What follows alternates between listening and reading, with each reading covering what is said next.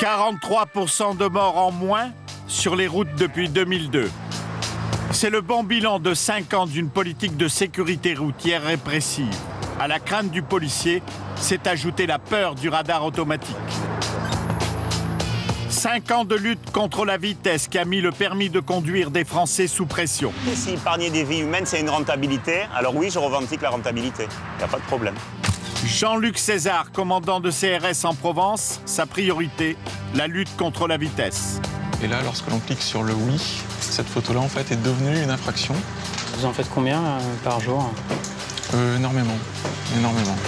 Yannick Torres, gardien de la paix, l'un des recordman français du nombre de PV dressés. Ce radar, il est à 48 degrés 39 468 de latitude nord et est 1,56 358. Henri, commissaire à la retraite devenu chasseur de radar. À mon avis, il faut me démonter le pare-choc. On ne passera pas les câbles. Et si vous faites attraper avec ça, vous avez mal.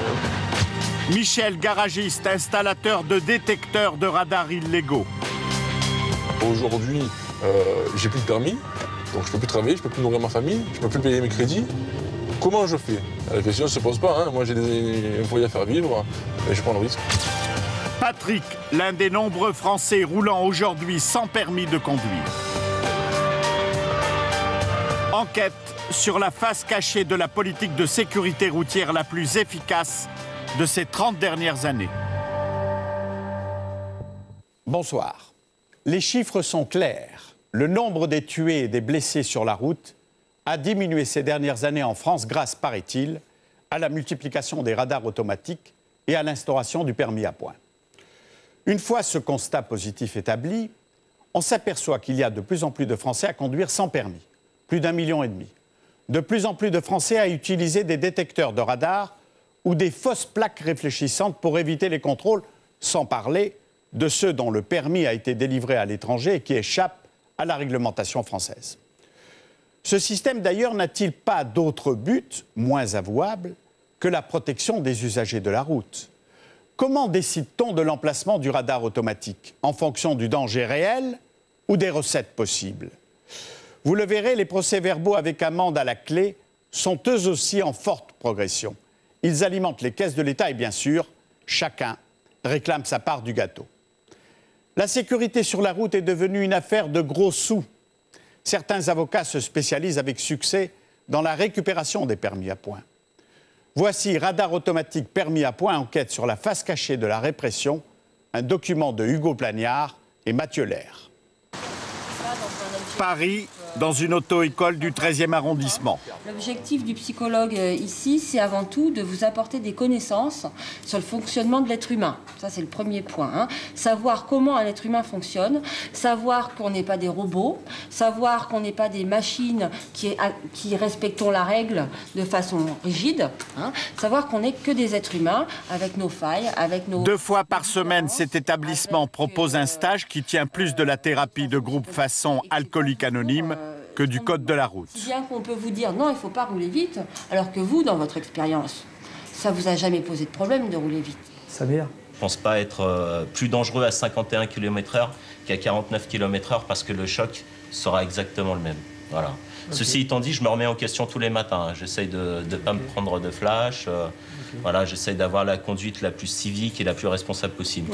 Mais bon, c'est le flot de la circulation. Vous y arrivez, c'est faisable. La preuve que non, je suis là aujourd'hui, donc c'est pas si faisable que ça. Et il me reste un point. J'ai quand même mon permis depuis l'âge de 18 ans. Comme vous pouvez voir, je m'appelle Monsieur Gonçalves. J'étais je ne sais pas combien de fois au Portugal.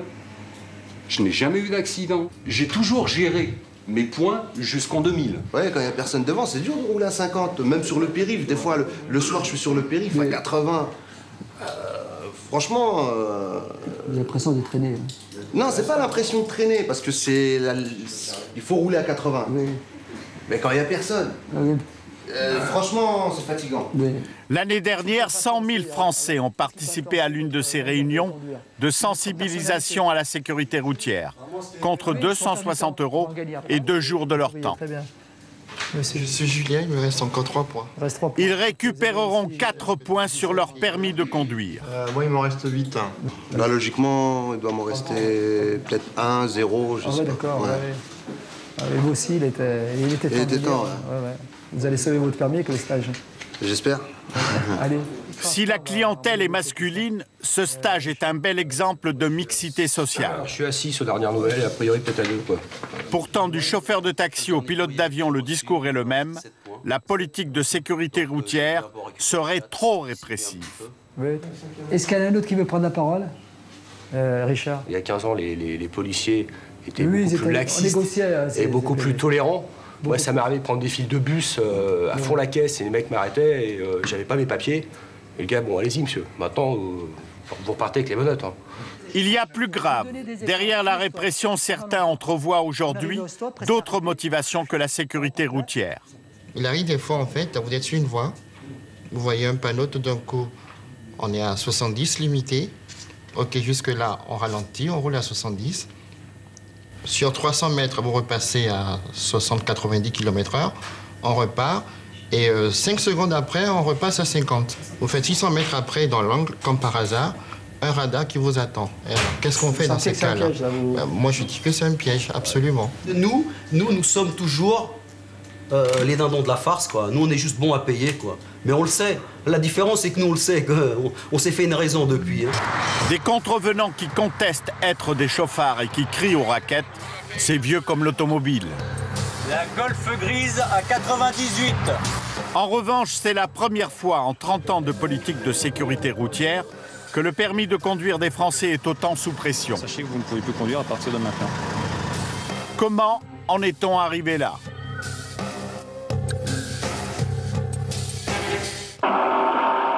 Dans les années 70, c'était avec poésie que les automobilistes étaient priés de lever le pied.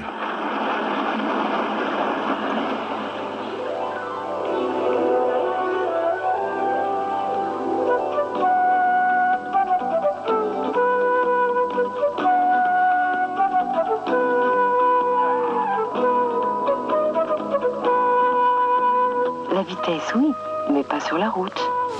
Ça va? Aujourd'hui, si l'objectif des campagnes de prévention est le même... Clara! Maman! Clara! La méthode a changé.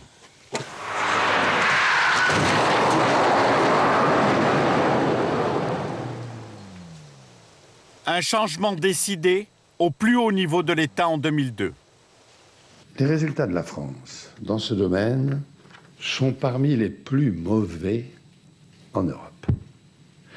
Ils stagnent depuis plusieurs années et c'est une honte pour notre pays.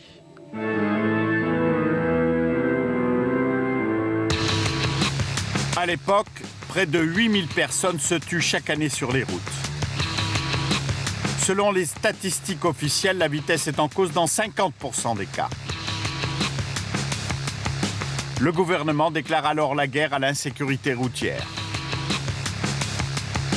Il faut que l'on parle de ce sujet avec les vrais mots. Les mots de violence, les mots de délinquance, les mots quelquefois qui vont au-delà, y compris jusqu'à l'assassinat. L'impunité, c'est terminé. Le jour où les chauffards et les assassins en puissance se diront qu'en prenant l'autoroute, ils ont la certitude de se faire prendre, d'être sanctionnés, alors nous aurons enfin la sécurité. 5 ans plus tard, bilan, 10 000 vies sauvées, plus de 100 000 blessés épargnés et des vitesses qui ont chuté de 8% en moyenne. Pour info, c'est 90, hein, 90. Derrière ce succès, de nouvelles questions se posent. Comment cette politique est-elle appliquée sur le terrain?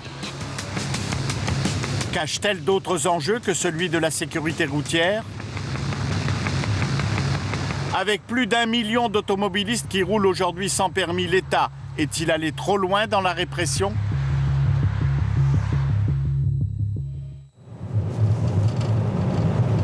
On a de la chance, il fait beau. Hein.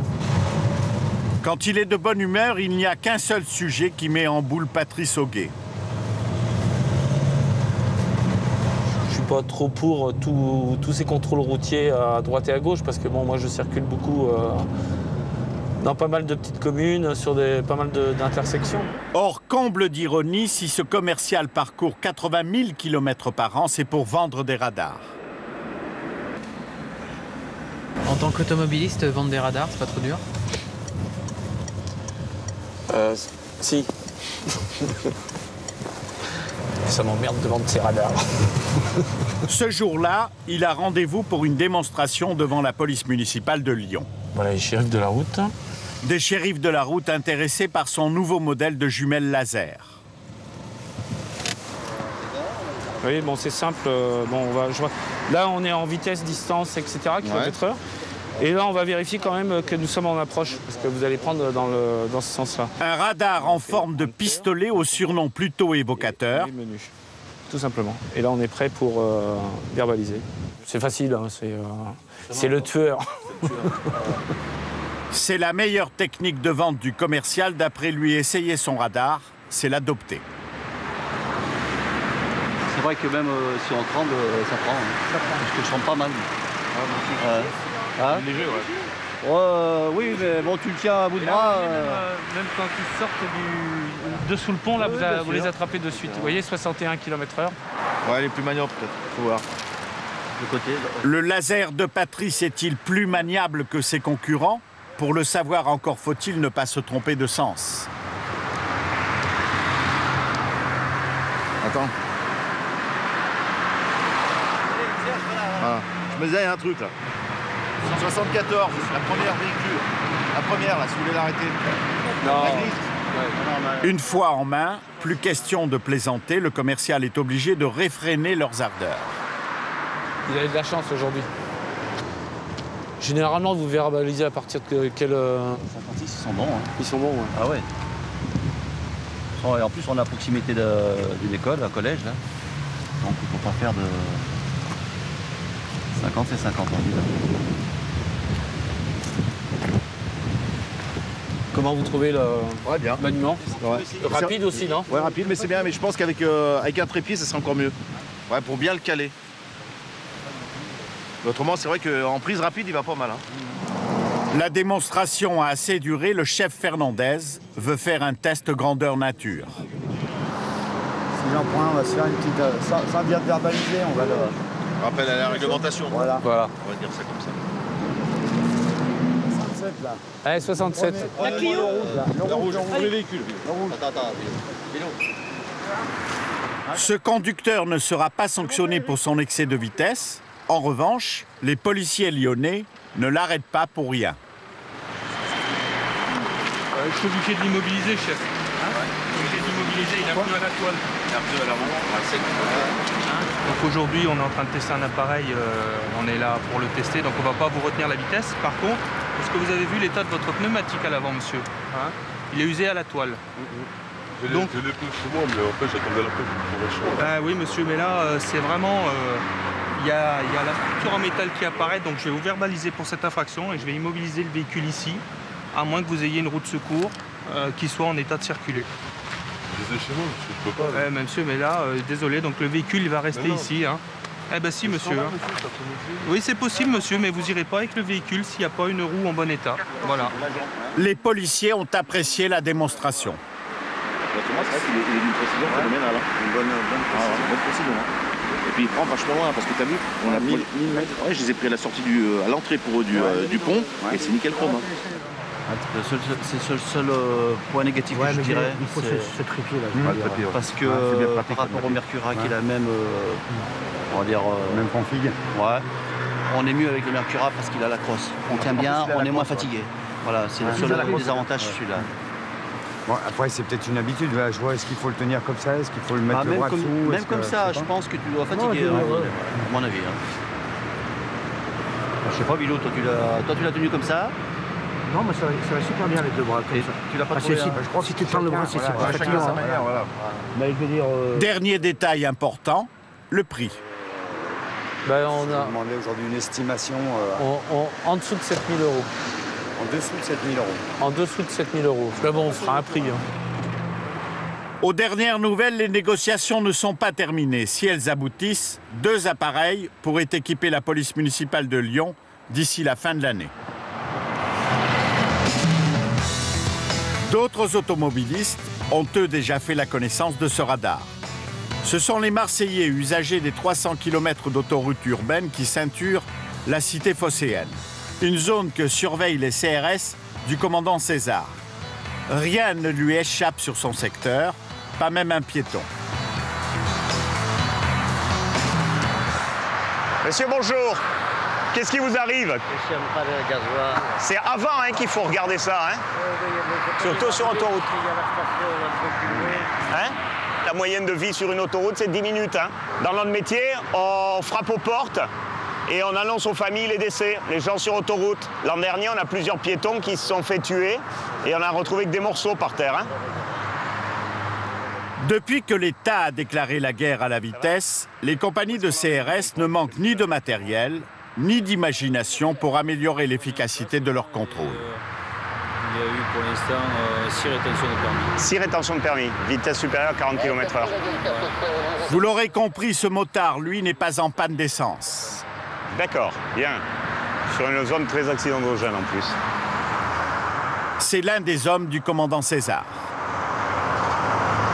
Oui, il est en civil, votre agent?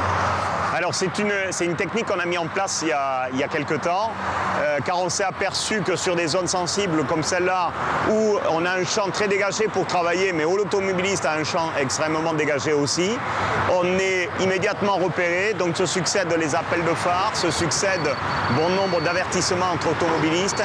On est obligé de faire évoluer notre système de contrôle.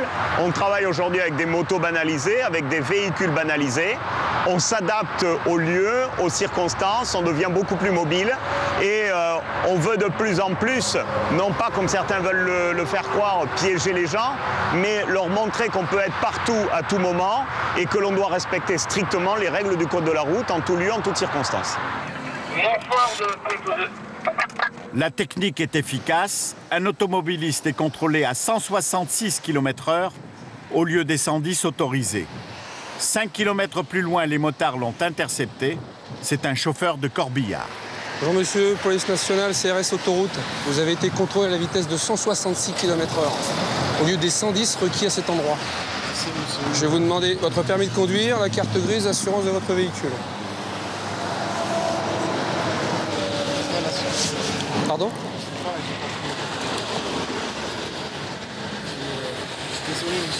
Il n'y a personne derrière. Non, j'ai un terme à 4 heures. Oui, alors monsieur, vous dépassez donc de plus de 40 km/h la vitesse autorisée. Je vais procéder à la rétention immédiate de votre permis de conduire.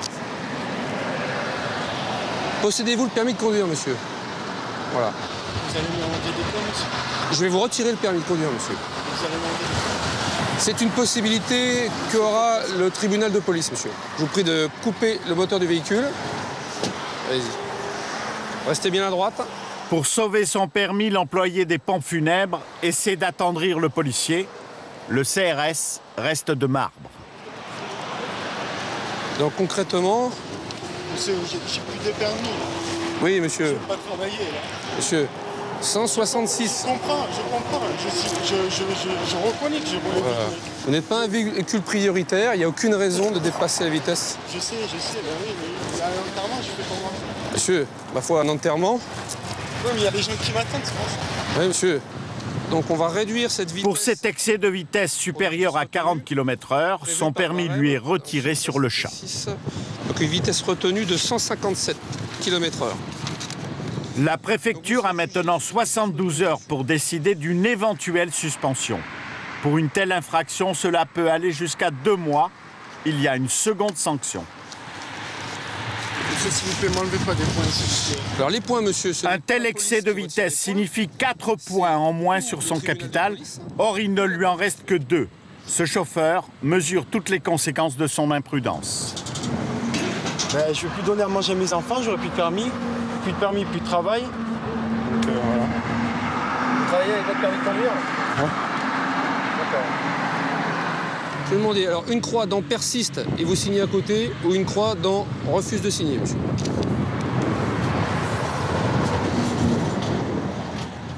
Au bas mot, il ne pourra pas reconduire avant au moins 8 mois.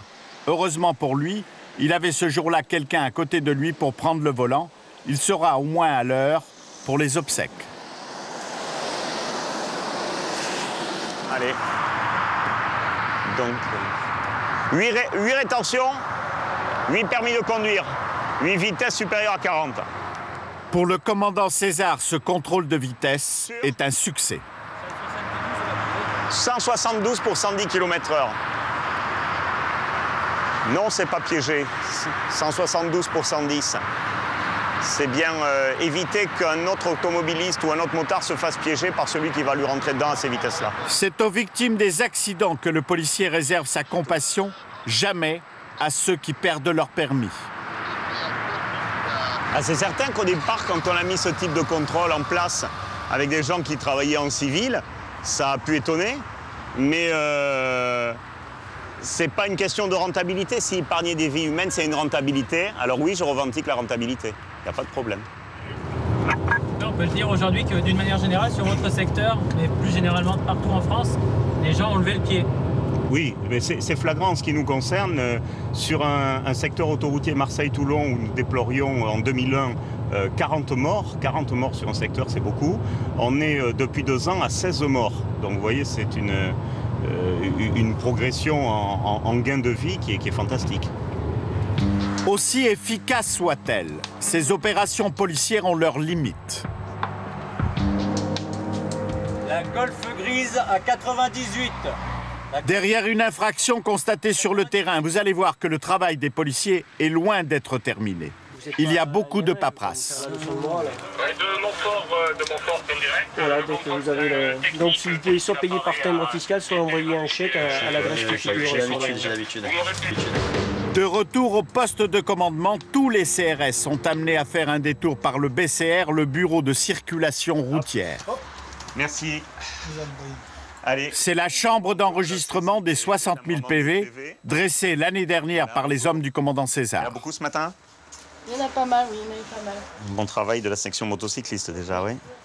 Entre le PV qui est dressé sur le terrain et l'amende, finalement, c'est beaucoup de manipulation. Le PV qui a été fait dans la journée même, comme on vous l'a montré, il va être enregistré le soir même, de manière à en garder une trace. Et ce document, donc, qui va être pris en saisie informatique, c'est un énorme travail, c'est j'ose dire, une lourdeur administrative, mais nécessaire pour bien suivre les documents. Il y a vraiment tout un travail qui se fait derrière la verbalisation. Pour s'assurer que ce travail de verbalisation est bien fait et en grande quantité, de nouvelles consignes étonnantes ont fait leur apparition depuis 2003. Des objectifs chiffrés de PV à atteindre qui concernent tous les policiers en tenue, sans exception. C'est ce que nous a expliqué Philippe Boussion, secrétaire régional du syndicat général de la police. Il y a une politique de quotas de PV qui se met en place de plus en plus. La pression est de plus en plus forte sur les policiers qui doivent ramener un certain nombre de PV par mois, par fonctionnaire. Donc ce qui se disait avant, aujourd'hui, va même jusqu'à s'écrire. Voilà, ce mail était à l'affichage, hein, donc en 2005, donc, de la part d'un commissaire, chef de service, et qui dit qu'à la lecture des résultats enregistrés par les bureaux de police en matière de lutte contre l'insécurité routière, alors que les bureaux de police ont une mission de police de proximité, avant tout, au cours du mois de mars, me laisse toujours insatisfait. Avec un minimum de bonne volonté, j'estime que l'on peut faire beaucoup mieux. Donc j'attends à partir du mois d'avril une moyenne d'une infraction routière, du stationnement à la conduite en état d'ivresse, relevée par jour et par fonctionnaire, y compris pour les ADS, donc les agents de sécurité, qui sont les emplois jeunes. Derrière, quand on ne fait pas assez de PV, est-ce qu'on est sanctionné aujourd'hui ou pas?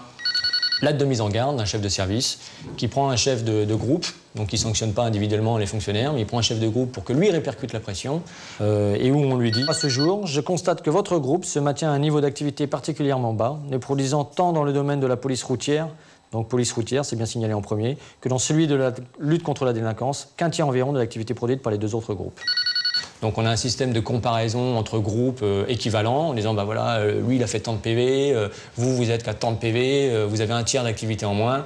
Donc l'acte de mise en garde, à vous de vous ressaisir, ce qui fait que le chef de secteur ou le chef de groupe ou le chef de brigade repart dans sa brigade en disant les gars, arrêtez de déconner, je suis en train de me prendre des sanctions.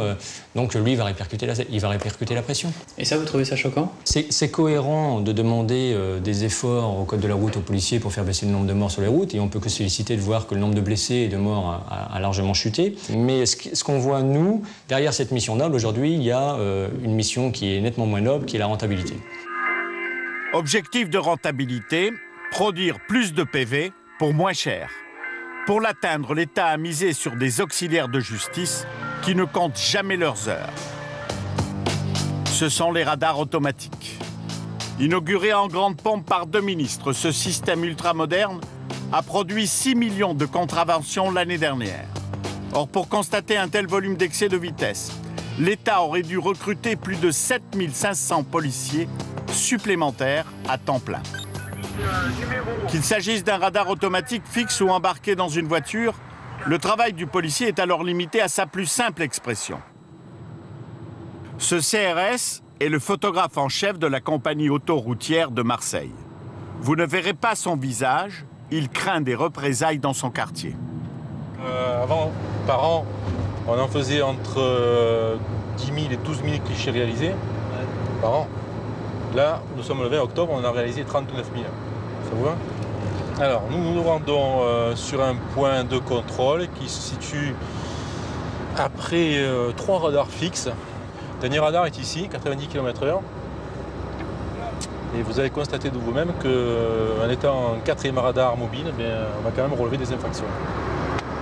Ça vous surprend, ça, tout comme comportement? Non, vous avez le manque d'attention, vous avez des gens qui pensent à autre chose de leur boulot. Et bon. C'est-à-dire que, vous voulez dire, les gens réaccélèrent et aussitôt passer le radar fixe? Oui, c'est un peu ça. Premier atout de cet équipement, sa mobilité. Elle permet de multiplier les points de contrôle. Second atout, plus besoin de stylo ni de papier pour dresser un PV. Il suffit d'effleurer cet écran tactile. La marque du radar, la vitesse légale à cet endroit. Donc vous voyez que la marge est très petite. Pour 90, on prend à partir de 96. Vous voyez, c'est très facile d'utilisation. Le nom de l'autoroute, évidemment, sur lequel vous êtes. Le matériel a modifié vos conditions de travail? Ça a soulagé un petit peu le côté bureau. On n'a plus de bureau en fait. Le bureau, c'est la voiture. Enfin, dernier avantage de ce système, sa discrétion. Rien ne dépasse. Seul le déclenchement du flash signale que cette voiture banalisée n'a rien de banal.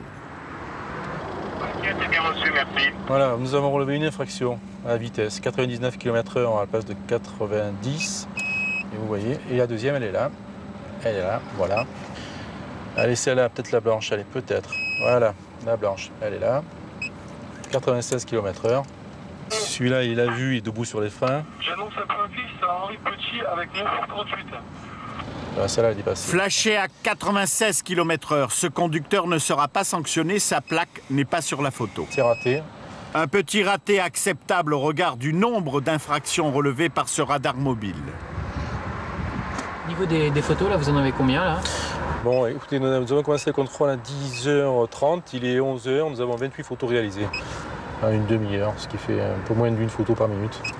C'est une bonne moyenne ou? C'est une moyenne correcte. Bon, généralement, il y a beaucoup plus parce que bon, il y a un dispositif qui fait que les gens vous voient donc, sur l'autoroute avec une caméra. Donc, et ils s'interrogent un peu à savoir ce que c'est, mais c'est un peu moins que d'habitude, c'est sûr. Oui. Et on nous arrive de faire ici, en laissant 150 clichés en 2 heures. Même dehors, bien visible, vous voyez, on est en tenue à côté, vous avez encore des véhicules qui se font flasher. Il y a des exceptions, et cela agace le commandant César. Ouais, vous avez un motard qui va passer, sauf s'il ralentit bien avant. Voilà, bien en vue. Il nous a vus, il nous regarde même, on le voit là-dessus. Lui, il risque rien le motard là sur une photo comme ça. Lui, sur cette photo-là, aujourd'hui, il risque rien.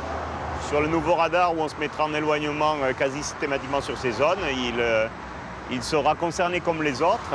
Flasher en éloignement signifie photographier les plaques à l'arrière des véhicules, voitures et motos. Voilà, une de plus, on est bien dehors en train de discuter. 120 km/h pour 90. Il y a du travail encore à faire. Bilan de ce contrôle, 42 excès de vitesse en 40 minutes.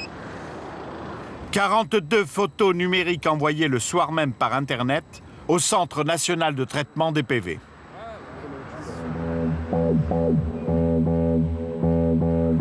Banlieue de Rennes au cœur du système de contrôle automatisé. Les 37 000 photos prises chaque jour par les radars fixes et mobiles arrivent ici, sur ces ordinateurs. Seuls 50% des clichés se transformeront en PV, car c'est aux policiers et non à la machine de décider s'il faut verbaliser ou pas. C'est ce que fait le gardien de la paix Yannick Torres depuis 3 ans. En fait, on a reçu des photos d'un radar automatique embarqué et on doit en fait transformer cette photographie-là en un avis de contravention. On a déjà récupéré donc ici la marque et le modèle suivant les informations retournées par le fichier national d'immatriculation. À partir de là, en fait, ici, on s'aperçoit, donc on regarde finalement si c'est la même marque, le même modèle du véhicule par rapport à ce que nous a retourné le fichier national des immatriculations. Et on valide ou non la photographie, suivant si elle est juridiquement valide ou pas. Donc c'est bien une Peugeot 307 qu'on a à l'écran. Cette vérification est importante car dans le système des radars automatiques, c'est le titulaire de la carte grise qui est présumé auteur de l'infraction. C'est à lui que le PV sera adressé. Le travail du policier ne s'arrête pas là. Donc là, on a un autre véhicule de l'autre côté. Donc ça peut laisser penser que ce peut être ce véhicule-là en fait, qui ait déclenché le radar automatique. Donc cette photo-là n'est pas validée. Là, de la même façon, on a toujours ce véhicule-là qui est présent. Donc on pourrait penser que ce véhicule-là est en stationnement, ce qui est sûrement le cas. Mais nous, en fait, on ne valide pas ces photos-là parce que il y a trop de doutes, en fait. Et le doute bénéficie toujours au contrevenant. Par contre, vous voyez, sur ce cliché-là, le véhicule, en fait, est parti de son stationnement. Celui-ci est en stationnement, mais on le voit clairement qu'il est en stationnement. Donc là, cette photo-là, on la validera. Et là, lorsque l'on clique sur le oui, cette photo-là, en fait, est devenue une infraction. Alors qu'avant, c'était qu'une simple photographie. Donc les personnes en fait recevront leur avis de contravention sur ces clichés-là demain matin normalement si tout se déroule bien. Là, vous en faites combien par jour? Énormément, énormément. Et c'est bien là le problème. Si du radar au bureau de Yannick Torres, toute la chaîne est automatique et numérique, c'est l'œil du policier qui doit constater l'infraction sur chaque photo. Un sujet sensible sur lequel nos interlocuteurs ont insisté lourdement. On ne pourrait pas se passer de votre intervention sur le PV? Non, c'est impossible. C'est un cas de nullité. D'accord. C'est un cas de nullité. Pour revenir à votre question tout à l'heure, le système ne peut pas constater tout seul une photo. D'accord. Vous avez parlé de ça tout à l'heure. Oui, c'est ça, c'est impossible. Ouais, c'est ça. En fait, la clé de voûte du truc, c'est ça. D'accord. C'est-à-dire qu'on voit toutes les photos et à chacune, on définit si c'est une infraction ou pas. Or, pour gérer autant d'infractions, l'État ne respecte pas les règles qu'il a lui-même fixées.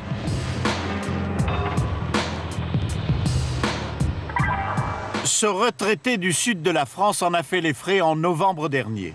D'après le centre de Rennes, son taxi de 1930 a été flashé à 130 km/h sur l'autoroute A9. Impossible, d'après Victor. Elle roule à 70.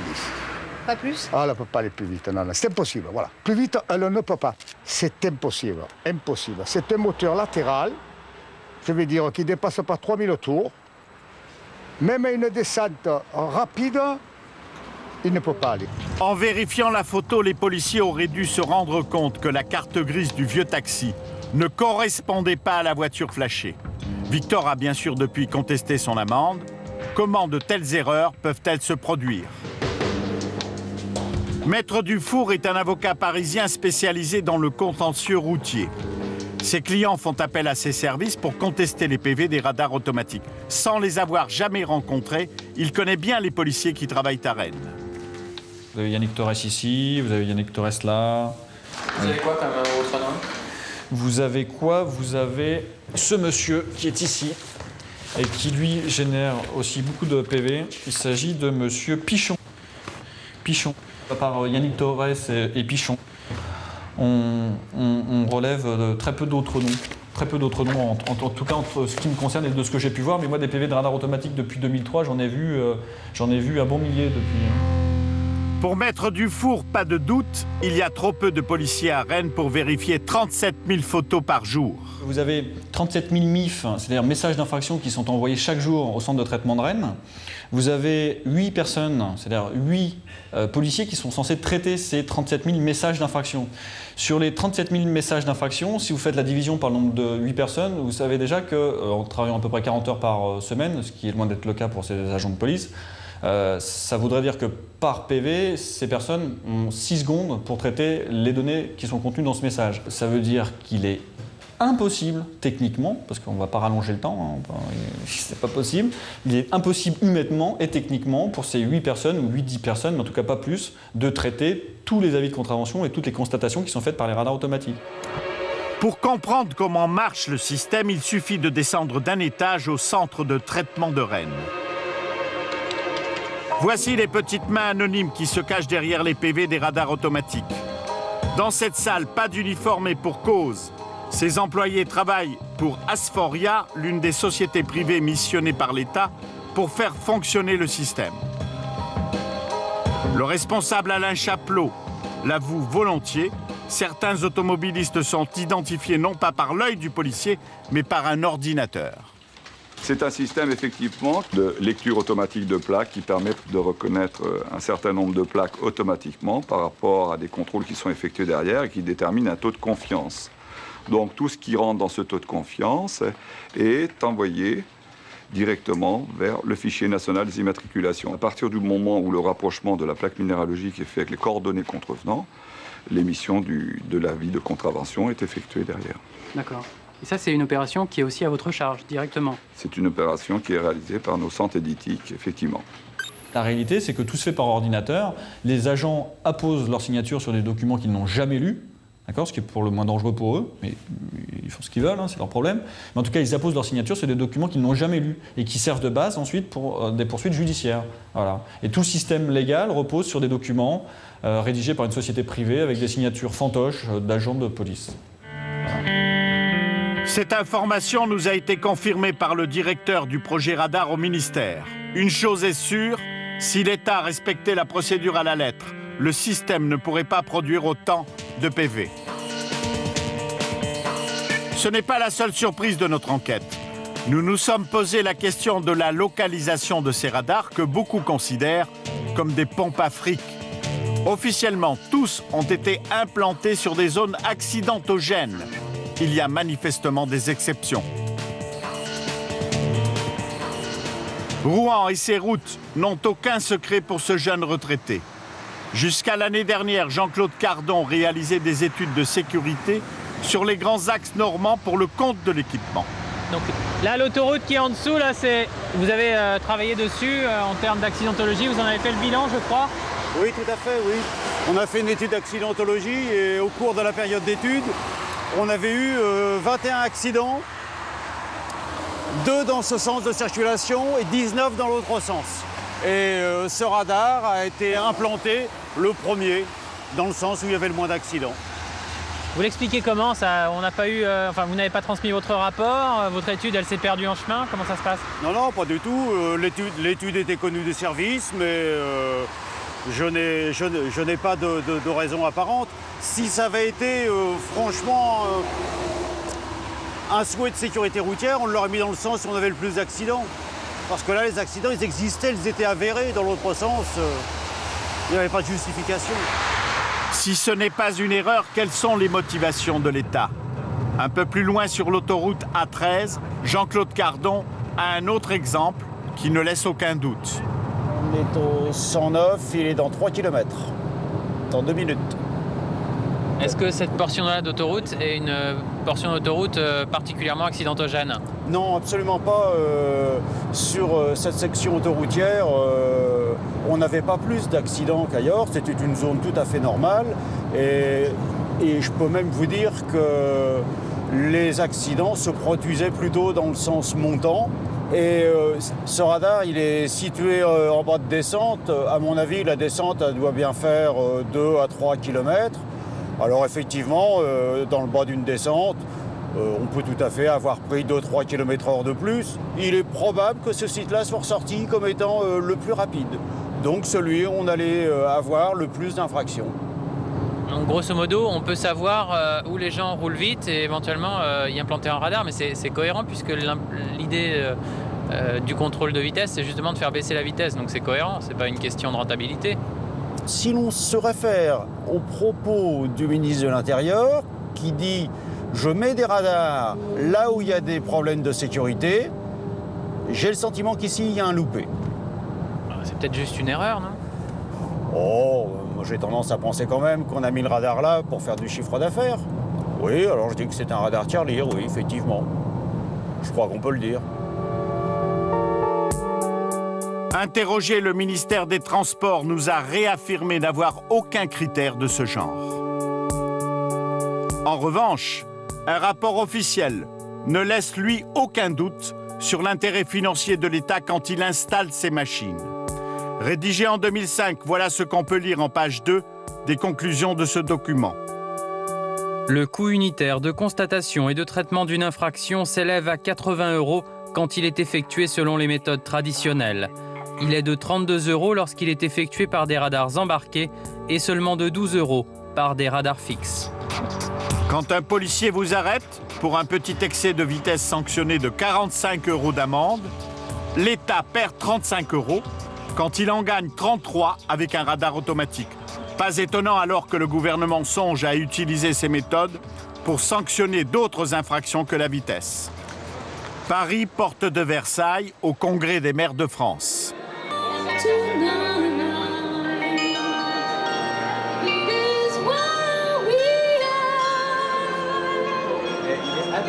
Sur le stand de Sagem Sécurité Défense, le fabricant des cabines automatiques, on est fier d'exposer ces nouveautés comme ce radar, en cours de livraison chez les gendarmes et les policiers.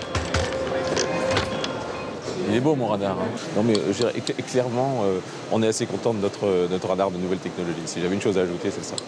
Alors ça, c'est un système permettant d'enregistrer, de prendre des photos en cas d'infraction et de franchissement de feu rouge. Donc le feu passe au rouge, une voiture qui franchit le feu rouge est détectée, elle est prise en photo et sur la photo, on va voir non seulement le véhicule avec sa plaque minéralogique, mais également le feu. Encore plus étonnant, ce système qui remplace les carnets à souche des pervenches par des ordinateurs.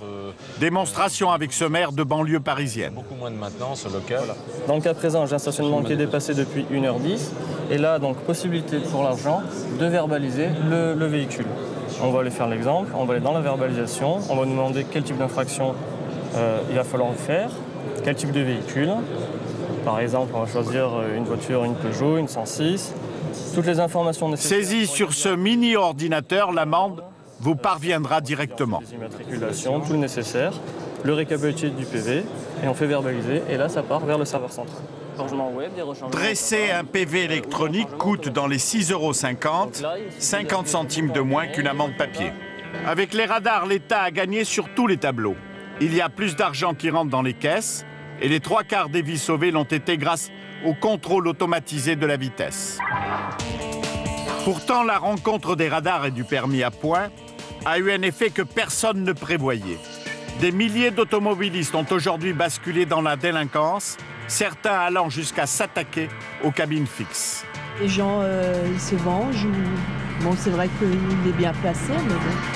Près d'un radar sur 3 est vandalisé dans les 6 premiers mois après son installation. Il a été détruit, là, et je trouve ça très bien. C'est parfait. Des mesures ont été prises. Des caméras de surveillance ou des maîtres chiens veillent sur les appareils les plus fraîchement installés, comme sur cette photo prise par un automobiliste. Il y a une autre forme de délinquance plus répandue. Entre ceux qui ont perdu leurs 12 points et ceux qui n'ont jamais réussi l'examen, les compagnies d'assurance estiment à plus d'1,5 million le nombre de Français roulant sans permis.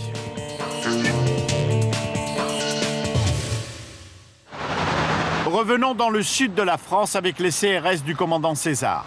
Arrêté pour un simple contrôle d'identité, cet automobiliste se retrouve en garde à vue. Impossible pour lui de présenter son permis de conduire et pour cause. Qu'est-ce qui vous arrive là? J'ai plus de permis, je roule sans permis. Ah ouais? Voilà, et puis là j'étais en train de le repasser. Et puis il fallait que j'aille voir quelqu'un. C'est la première fois que je prends la voiture. Et puis voilà. Et voilà, j'en suis là. on paye les conneries à Colombie. Et là, je les repaye. En 2005, plus de 33 000 automobilistes ont été arrêtés pour défaut de permis, 3 fois plus qu'en 2004. La région de Marseille ne fait pas exception à la règle d'après le capitaine Notoli. 2005, pour quelle raison votre permis a été annulé? Alcool. Alcool? Alcool, et après, ils m'ont redonné le permis 6 mois après, le temps que ça passe au tribunal. D'accord. Je l'ai récupéré, et puis 2 jours après, je me faisais un radar à 177 au lieu de 110. D'accord, donc il y a eu vitesse et alcool. Voilà. Mais bon, je sais pas si moi, et puis il m'a tout cumulé, parce que j'avais des antécédents aussi entre les radars, les machins comme ça. On trouve de plus en plus de défauts de permis. On est sur le terrain, il y en a de plus en plus, mais il y a aussi le problème des points. Il y a 12 points sur un permis, il faut savoir qu'une alcoolémie, c'est 6 points. 6 points, donc vous divisez votre permis par 2 que sur une alcoolémie. Vous imaginez? Donc une alcoolémie, un portable, c'est 2 points, donc ça va vite, quoi, je veux dire. Si les gens ne sont pas respectueux du code de la route, ça peut aller très vite. En sachant qu'un jeune conducteur démarre avec 6 points en permis probatoire. Donc un jeune conducteur en alcoolémie, c'est 6 points en moins, il a déjà plus de permis. Votre âge, s'il vous plaît. Ce jeune homme risque 4 500 € d'amende, une interdiction de repasser l'examen pendant 5 ans, voire 2 ans d'emprisonnement. Conduire sans permis est un délit que de plus en plus de Français n'hésitent pas à commettre.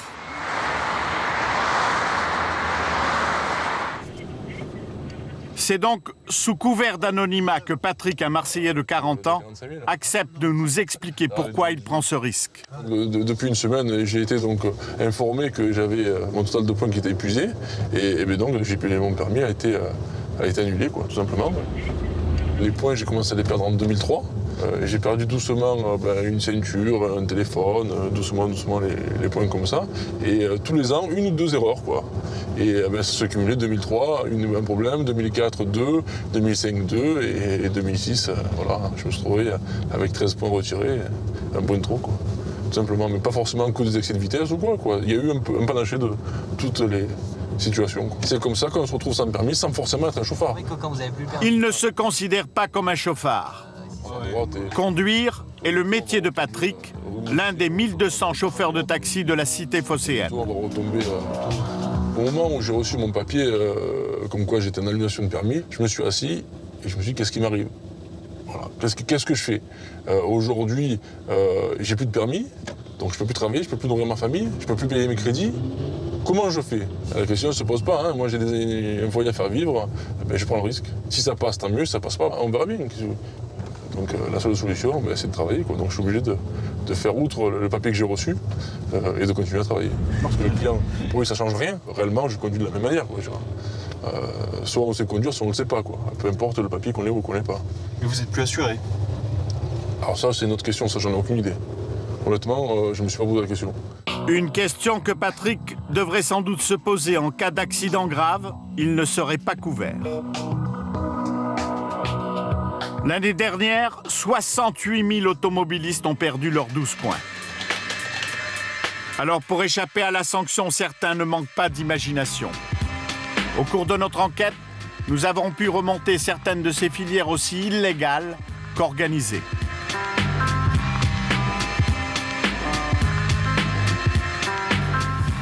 Gérard est commercial, il est français et habite près de Paris. Mais c'est de l'autre côté des Pyrénées qu'il a trouvé la solution pour commettre des infractions en toute impunité. Donc vous avez 2 permis, c'est ça? Un permis espagnol et un permis français. Et vous habitez en Espagne? Bien sûr que non. J'ai simplement une domiciliation espagnole. Concrètement, là, votre domiciliation en Espagne, elle consiste en quoi? C'est simplement une boîte postale qui justifie une domiciliation espagnole. Et donc ça, l'ouvrir, ça coûte combien? C'est environ 1 500 €. Quand je vous dis 1 500 €, ça comprend la domiciliation et le permis de conduire.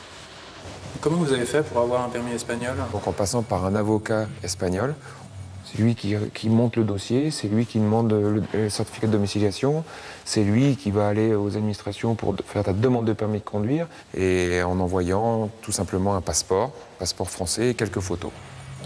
Et est-ce qu'à votre avis, votre intermédiaire espagnol il est obligé de backchicher dans les administrations ou ça se passe naturellement comme ça? Je sais qu'il faut avoir une domiciliation valide depuis plus de 6 mois et pour éviter cette période, je sais qu'en Entre guillemets, en arrosant sur place, on arrive à les avoir en 2 mois environ. Et vous, là, vous habitez en Espagne des fois? Ça m'arrive d'y aller, en vacances. Si la France et l'Espagne ont un permis à points, les 2 pays n'ont pas encore fait correspondre leurs fichiers. Voilà pourquoi Gérard est tranquille. Est-ce que vous avez déjà été contrôlé? Bien sûr, à maintes reprises, oui. Ça se passe comment alors? Ça se passe que, bien évidemment, il faut montrer uniquement le permis espagnol lorsque vous roulez en France. Et quand vous montrez ce permis-là, vous avez simplement une amende forfaitaire en tant qu'étranger. Ce qu'il faut éviter d'avoir, c'est la carte grise à son propre nom. Le mieux, c'est soit de passer sur un véhicule d'entreprise ou alors de louer le véhicule. Comme ça, lorsque vous faites arrêter, vous dites tout simplement que vous êtes en France pour les vacances ou pour mission professionnelle.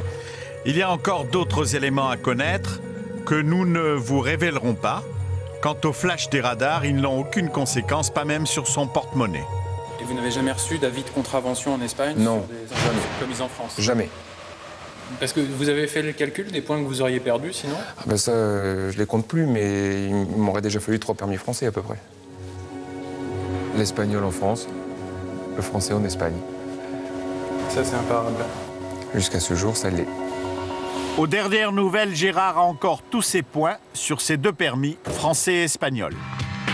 D'autres automobilistes ne vont pas chercher si loin. Des solutions toutes aussi illégales existent à l'intérieur même du cercle familial d'après Maître Dufour. C'est pas vraiment un trafic, c'est plutôt un système D qui consiste à effectivement dénoncer un tiers, un proche en général, pour faire en sorte que les points de l'infraction lui soient retirés à lui et non pas à vous. Alors, la grande mode en ce moment, c'est de dénoncer les grands-parents ou de dénoncer les gens qui habitent à l'étranger et qui n'ont plus besoin de leur permis à points. Alors, on constate effectivement que beaucoup d'anciens, comme on dit aujourd'hui, perdent leur permis de conduire dans les maisons de retraite, alors qu'ils n'ont pas mis les pieds dans une voiture depuis plusieurs années. C'est assez rigolo. Dans 98% des cas, ça passe. Il n'y a aucun souci. Il n'y a aucun souci. Ceci étant, je vous rappelle quand même que c'est une infraction pénale. Et si vous vous faites attraper, vous risquez des sanctions bien plus graves qu'un petit excès de vitesse. Une fausse déclaration punie de 3 ans de prison et de 45 000 € d'amende. Enfin, quand on ne peut pas compter sur sa grand-mère, il ne reste plus qu'à faire confiance à son garagiste. C'est ce qu'a fait Michel. Vous avez fait quoi à vos plaques d'immatriculation? Eh bien, pas grand-chose. J'ai juste acheté des plaques en fait qui sont indétectables avec les radars automatiques. C'est-à-dire que si vous les prenez en photo, en fait, elles vont apparaître toutes blanches, pardon. Donc là, si vous prenez avec votre appareil photo, par exemple, on verra plus rien là, sur la plaque. Là, vous pouvez effectivement lire le numéro d'immatriculation. Par contre, si on la prend en photographie, vous allez voir qu'on ne pourra pas lire avec l'appareil photo le numéro. Vous voyez? Donc ça apparaît comme ça. Et lorsque l'agent va vouloir lire la photo, eh bien, il ne pourra pas identifier le numéro d'immatriculation. Ah oui, donc en fait, ouais, on peut absolument rien voir là sur cette photo là. Non, absolument rien voir. Et encore là, c'est un petit flash puisque c'est un petit appareil, mais le flash des radars automatiques est beaucoup plus important et dans ce cas-là, ça éblouit complètement la photographie. Et vous pouvez utiliser n'importe quel logiciel informatique, ce sera impossible de lire la photo. Vous avez déjà fait l'expérience à titre personnel? J'ai été flashé, ouais, pas un grand nombre de fois, mais j'ai été flashé quand même 4 ou 5 fois et j'ai jamais reçu aucun avis de contravention. Comment on a la combine? Eh bien, j'ai demandé à mon concessionnaire, en fait, s'il connaissait le système et s'il pouvait éventuellement m'en avoir, et c'est lui qui les a posés directement, mon concessionnaire, sur la voiture. Et au niveau du prix, ça vaut combien des plaques comme ça? Moi, je les ai payés un tout petit peu plus de 300 €, ce qui est moins cher finalement qu'un PV majoré. Donc c'est rentable. Oui, le jeu de plaques, tout à fait. Cette technique n'est pas la seule à se répandre chez les propriétaires de grosses cylindrées. L'un de nos contacts nous a mis en relation avec cet homme en chemise blanche. Nous l'appellerons Hervé. Depuis 3 ans, il vend des détecteurs de radars illégaux. La transaction est filmée en caméra cachée. On va commencer par ça. Donc ça, tu vois, c'est le capteur pour les systèmes laser. Donc tout ce qui est jumelles, lunettes, mini-caméscope. D'accord. Parce que le principe, en fait, comment ça marche? C'est quoi le principe de fonctionnement? C'est que ça ouvre comme un diaphragme, si tu veux, une espèce de disque virtuel devant la voiture qui fait à peu près 8 mètres de diamètre. Donc ça couvre forcément toute la voiture. Et dès qu'un laser passe à travers cette zone, le capteur le reçoit. Donc ça, c'est pour le système laser, donc c'est bien séparé du reste. Ce matériel n'est pas fabriqué en France, il est importé d'Espagne. Et là, on a la centrale pour les radars effet Doppler. Ah, parce que ça fait les lasers et les... Ça fait tout. Tu m'as demandé le truc le plus efficace, donc là, tu as tout. C'est-à-dire que ça, c'est ce qui va détecter les voitures banalisées avec radar incrusté dans le haillon arrière, les barbecues sur le bas-côté à l'ancienne, et puis les cabines qui nous pointent partout en ce moment. À lui seul, Hervé a équipé une centaine d'automobilistes en Île-de-France. Les clubs blindés, c'est les grosses cabines, quoi. Ouais, ça, c'est quand même la solution haut de gamme, mais c'est censé être la plus fiable aussi. Le profil du client, c'est quoi? Voilà, il y a le VRP, mais haut de gamme quand même, hein, pas le gars qui débute en sortie de l'école quand même. Et puis après, tous ceux qui ont des grosses voitures pour être intéressés. Hein, donc là, ça fait, de ce côté-là de Paris, il y a un marché énorme. Dans l'ouest parisien, ouais. Parce que là, il y a tous les gens qui achètent des gros 4x4, des grosses berlines. Donc c'est une clientèle haut de gamme qui cherche toujours des solutions pour être au-dessus du problème. Parce que c'est au-dessus des lois. Au-dessus des lois, oui. On a un conseiller en communication de quelqu'un de très bien placé qui a posé ce système-là et ça fait 1 an et demi, 2 ans qu'il l'a. Mais c'est pas détectable par les... Non, ça c'est du matériel quand même assez sophistiqué. Hein. C'est des ingénieurs souvent qui viennent de l'armée ou des postes assez pointus qui ont développé. Le principe c'est ça, c'est d'avoir un système qui est aussi tranquillisant. Vous êtes équipé de la même chose? Non, j'ai plus de permis. D'accord. J'aurais pu, mais j'ai cru être plus malin. Hervé n'avait peut-être pas les moyens de s'acheter son propre matériel. Comptez 3 500 € pour acquérir ce détecteur. Les frais ne s'arrêtent pas là. Il faut installer ce matériel sur notre voiture de manière discrète. Salut. Pour cela, Hervé nous a donné l'adresse du garagiste où il envoie ses clients. Donc en fait, il y en a un qu'on peut mettre derrière une partie plastique. Et celui-là, par contre, l'œil doit être face à la... Là encore, la scène est filmée en caméra cachée. Donc ce qu'on avait fait sur une AMG, on avait mis celui-là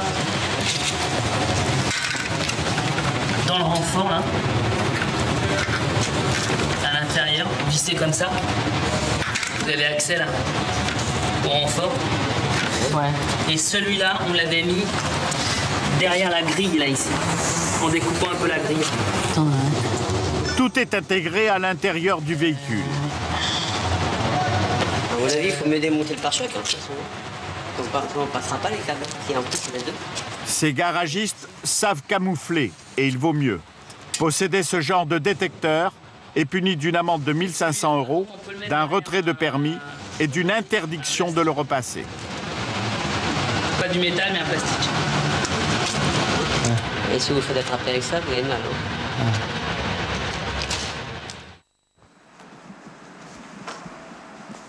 4 heures plus tard, le travail est fait. Comme promis, tout a été dissimulé.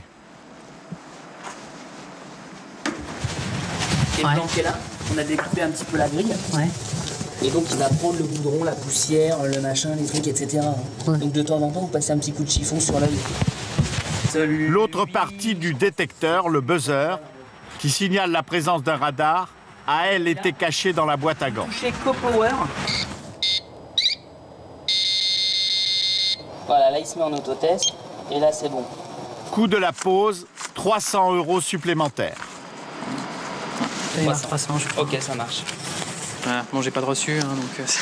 On n'est pas des voyous, donc il n'y a aucun souci. Votre système fonctionnera. Nous n'avons pas pu tester ce matériel sur les jumelles laser. En revanche, sur les radars automatiques embarqués au fixe, voilà ce que ça donne.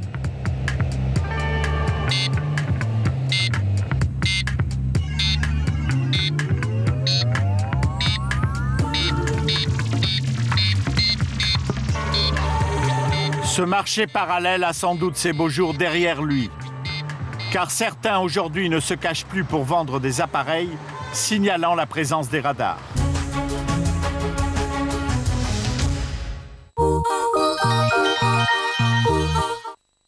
Mais c'est quoi ça? C'est pas la pub? Non, c'est la nouvelle Freedom Box cerise menthe avec 70 chewing-gums sans sucre. Mais c'est quoi ça? Ça, c'est la Freedom Box. 70 chewing-gums sans sucre. Je suis pas prêt de tomber en panne. Freedom Box, 70 chewing-gums à portée dedans.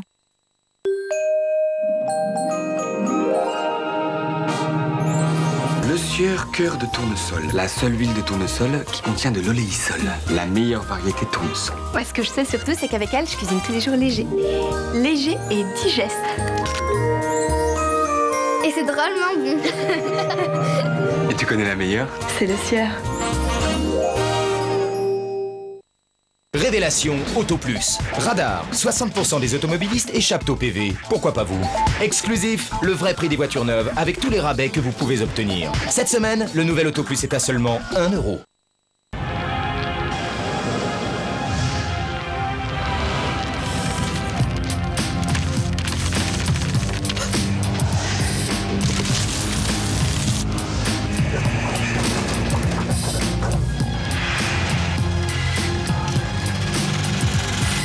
A du souci à se faire.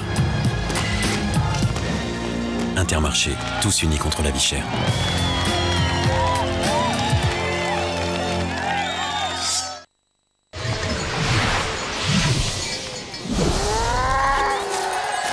Bonjour. Bonjour. 118 218, premier en qualité de service. Je pensais qu'un brossage énergique éliminerait la plaque, mais mon dentiste m'a dit que je risquais d'abîmer mes gencives. Il m'a conseillé d'utiliser un dentifrice adapté. Demandez à votre dentiste. J'ai choisi Colgate Total. Il réduit la plaque jusqu'à 98%.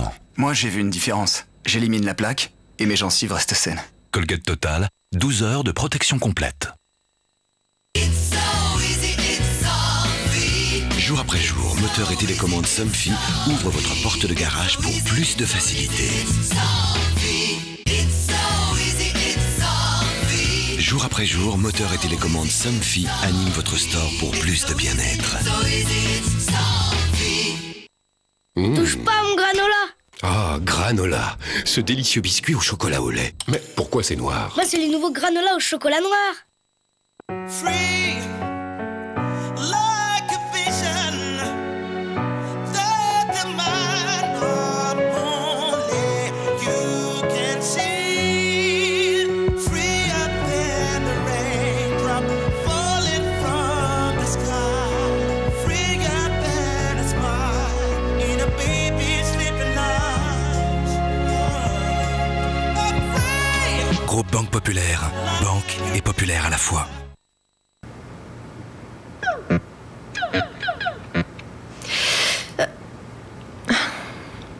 C'est agréable ici. Fébreze Plaisir d'air élimine efficacement les odeurs et vous apporte une sensation de fraîcheur. Et pour éliminer les odeurs des tissus, découvrez Fébreze Textile. Fébreze. Aujourd'hui, la France traîne les pieds. La France manque d'énergie. La France en a plein le dos. Oui, la France grogne. La France est fatiguée. Elle doit se réveiller. Mais pour se réveiller, elle a besoin de chambres bien conçues, de lits et de matelas de qualité, de rangements coordonnés, de textiles variés. Alors dites oui à une France dynamique, votez Ikea. E vola vola si sa, sempre più in alto si va, e vola vola con me. Basta una sola canzone. C'est nouveau, c'est surgelé, c'est Panzani. Panzani, le meilleur de la cuisine italienne, enfin surgelé. Vous que rien n'arrête, ni le soleil, ni la neige, ni la pluie. Ah, oh là là, bah dis donc, arrêtez-vous chez Feu Vert. Et pour 1 € seulement, profitez du montage et de l'équilibrage pour l'achat d'un pneu Pirelli 4 saisons. Feu Vert, en route vers le bien-être. Vos vieilles fenêtres vous laissent dans le noir. Changez pour des Tecnal. La finesse des fenêtres aluminium Tecnal vous fait gagner jusqu'à 47% de lumière naturelle. Fenêtres aluminium Tecnal, la lumière, c'est vital.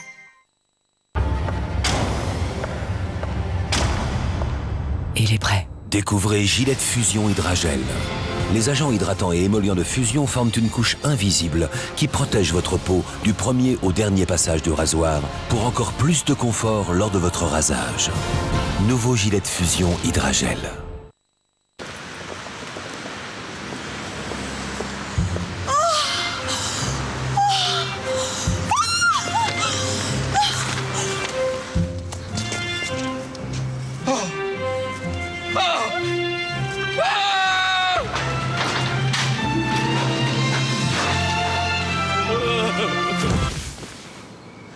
C'est le grand retour des très bonnes affaires chez Peugeot. Profitez de 2 700 € d'économie sur la gamme 407.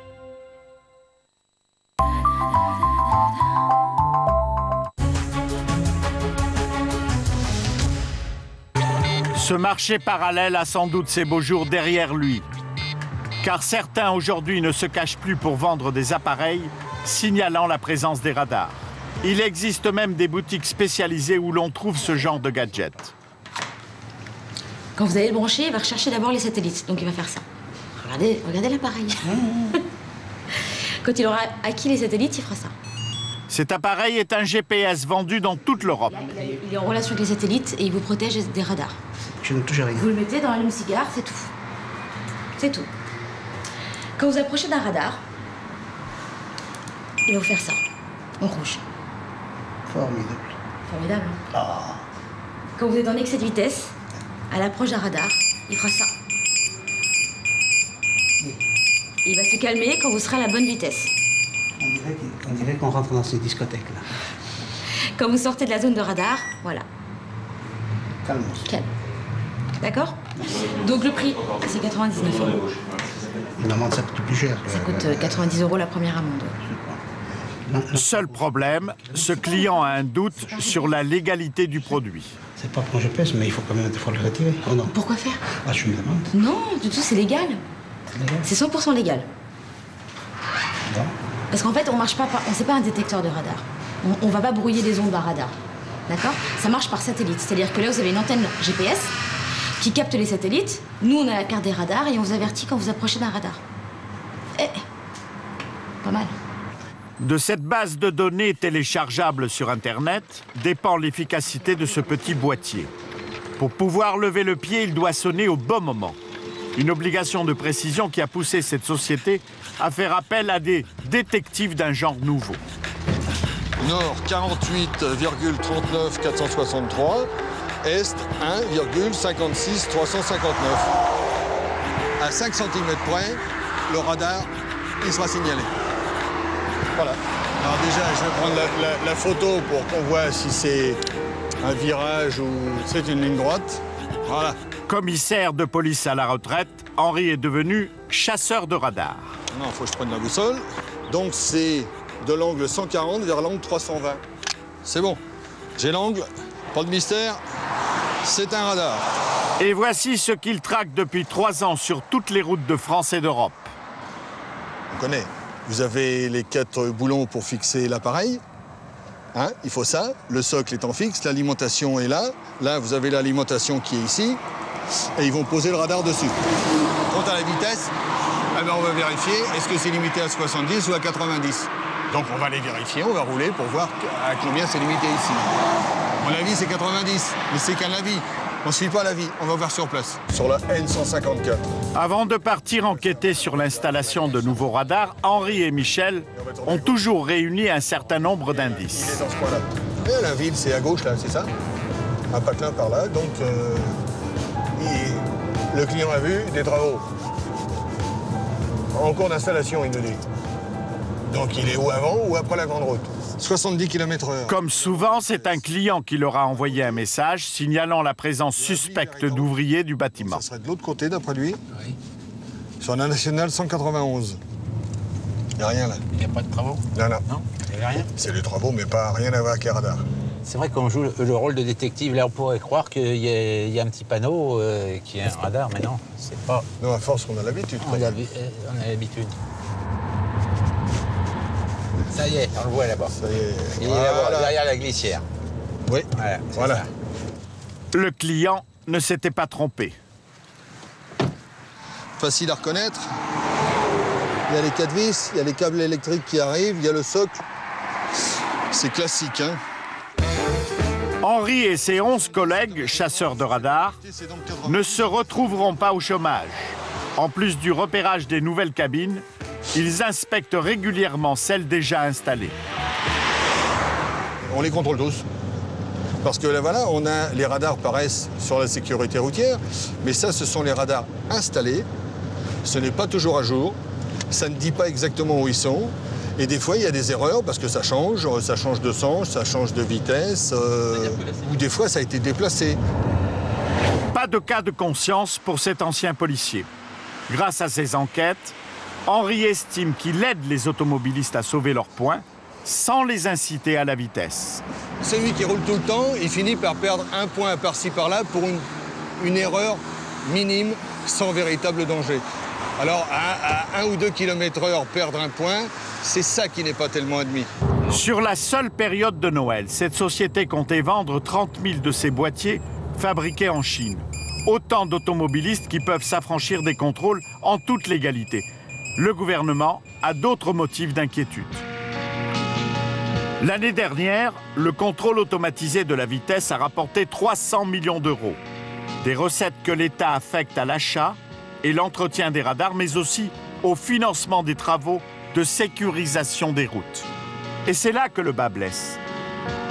Les départements perçoivent une partie des amendes de police, pas sur les radars, et ils réclament leur dû. Carcassonne dans l'Aude. Depuis 3 mois, le Conseil général a engagé un bras de fer avec l'État.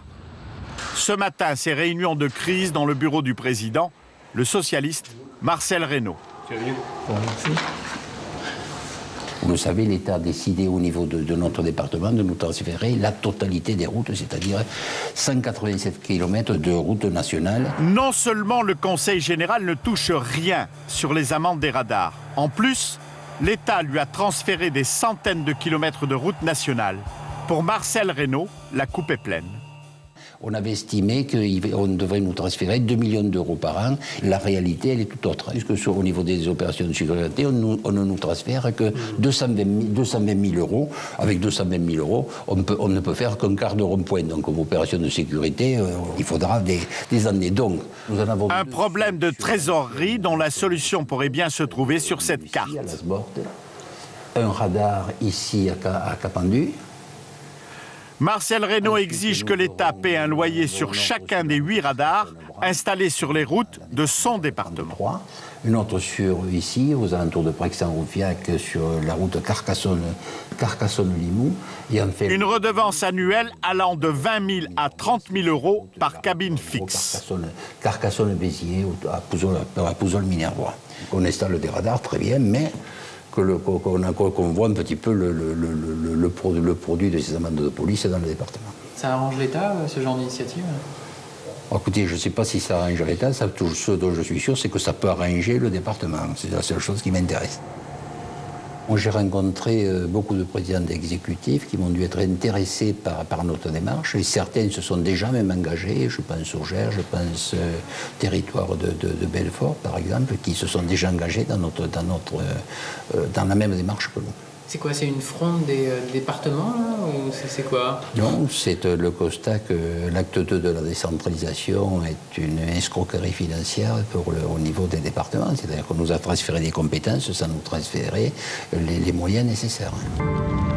Fin décembre, l'État a contre-attaqué. Le préfet de l'Aude a porté l'affaire devant le tribunal administratif. À lui de juger de la légalité de cette redevance. À 400 km de là, dans la Creuse, ce n'est pas l'argent des radars qui préoccupe monsieur le député maire. Pierre? Allô, Pierre? Ouais. C'est qui que j'ai au téléphone? Au printemps prochain, il est candidat à sa réélection. Et c'est Jean-Claire. Bon, mais chez lui. Pour cet élu UMP, trop de répression rime avec perte des élections. Voici ce qu'il entend. Permanence après permanence, électeur après électeur. Bon, alors qu'est-ce qui t'amène? Eh ben, il m'amène que j'ai encore des petits problèmes liés, disons, à la sécurité routière, aux nouvelles dispositions. T'es venu me voir pourquoi aujourd'hui? Parce que les gendarmes nous contrôlent, je veux bien, mais enfin, quand tu roules 60 à l'heure et puis que tu te fais enlever 2-3 points... Bon, allez. Alors, merci de faire remonter l'information. Salut, toi. Salut. Ciao, merci. Salut, tu vas bien? Salut, JP. Ça gaz? Bon, alors, qu'est-ce qui t'amène aujourd'hui? Dans les propos de ce chef d'entreprise, la menace électorale se précise. Ouais, t'as pas de problème. J'entends beaucoup parler à l'usine de pompe à fric. Parce que... Non, pas toi, tu vas pas me dire ça aussi. Si, je vais dire ça parce que quand je vois un gendarme à genoux dans le fossé, à l'entrée d'Aubusson, je dis bien à genoux, avec les jumelles posées sur le bord du talus, qu'on me dise pas que c'est pour ma sécurité. C'est pour me baiser. Non, mais je ris parce que ça, Nous, ça commence à pas nous faire rire. Ben, vous verrez bien. Hein? On verra bien comment. Ben, continuez comme ça, vous verrez bien. Mais non, mais on va changer les choses. Tout à l'heure, vous disiez que tout le monde était mécontent. Ça veut dire quoi? Mais bien sûr que tout le monde est mécontent. Vous imaginez que le Creusois ou la fille de l'usine qui s'est fait toper 135 € par le ministère des Finances ou le ministère de l'Intérieur, elle est contente? Mais vous savez ce que c'est 135 € dans la Creuse? Mais c'est un 5e de leur salaire.